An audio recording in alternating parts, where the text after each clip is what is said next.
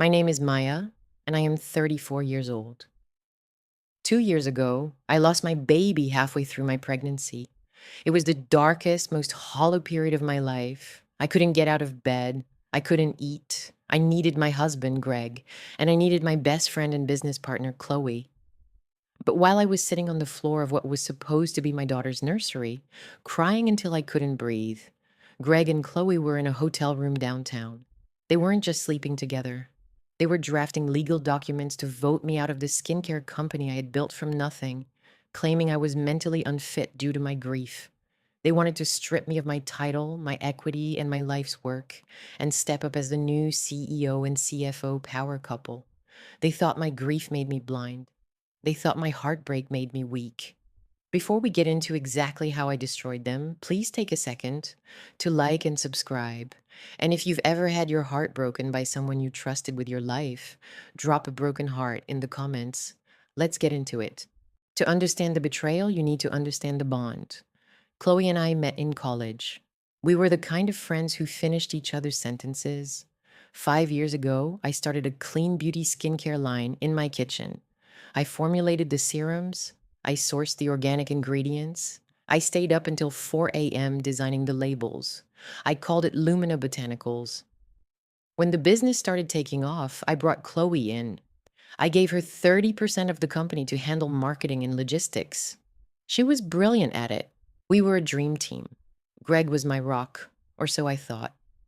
We'd been married for 4 years. He was an investment banker, and when Lumina started pulling in seven figures, he stepped in as our financial advisor. I trusted them completely. Why wouldn't I? They were my family.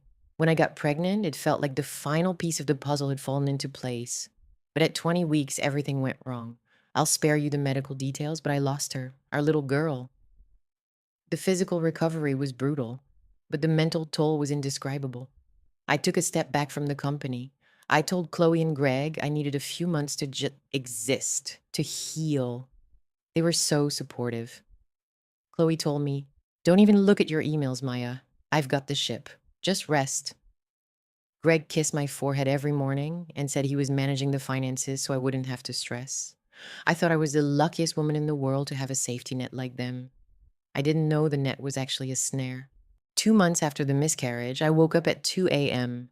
I couldn't sleep. Greg wasn't in bed. I walked out to the living room and saw his laptop open on the kitchen island. He'd fallen asleep on the couch watching TV. I went to close his laptop, but the screen was glowing with an open email thread. I didn't mean to snoop, but the subject line caught my eye. Maya's severance and board restructure. My blood turned to ice water. I clicked the thread. It was between Greg, Chloe, and a corporate lawyer. Chloe wrote, "She's barely functioning. If we trigger the incapacity clause in the operating agreement, we can force a mandatory buyout of her 70% shares at current book value, which is nothing compared to what our upcoming retail deal will bring. We need to do this before she bounces back." Greg replied, "I'm shifting the liquid capital into the expansion account tomorrow, so the primary accounts look dry for the valuation.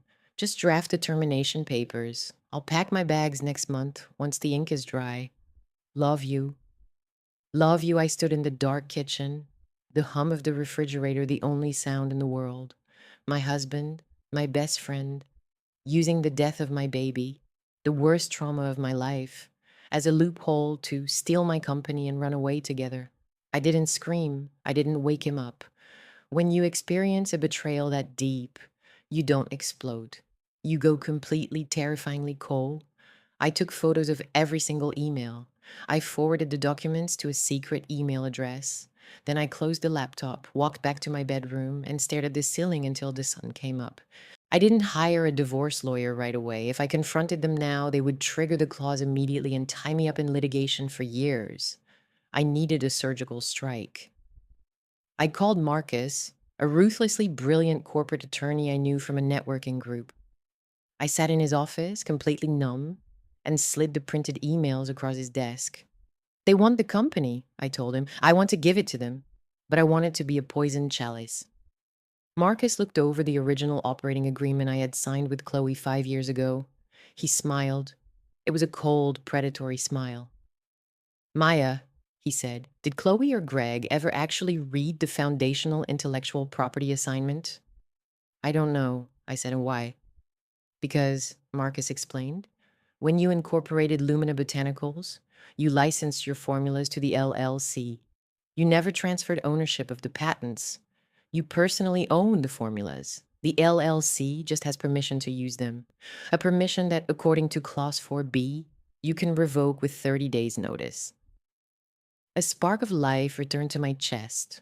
Over the next month, I played the grieving, broken wife flawlessly. I cried on Greg's shoulder. I thanked Chloe for holding down the fort. It made me physically sick to look at them, to smell her perfume on his jacket, but I swallowed the bile and played my part. Behind the scenes, Marcus and I went to work.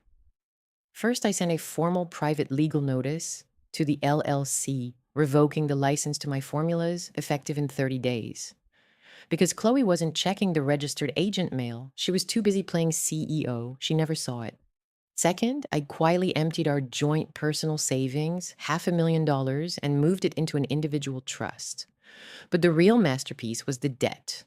Greg, in his arrogance, had recently advised Lumina to take out a $2 million expansion loan to prepare for a massive retail rollout. Since I was taking a step back, Greg and Chloe had signed on as the personal guarantors for the loan to spare me the paperwork. They had basically guaranteed a massive loan for a company that was about to lose the right to sell its own product. 6 weeks after I found those emails, Chloe called an emergency board meeting at our office. It was just the three of us. Greg sat next to her.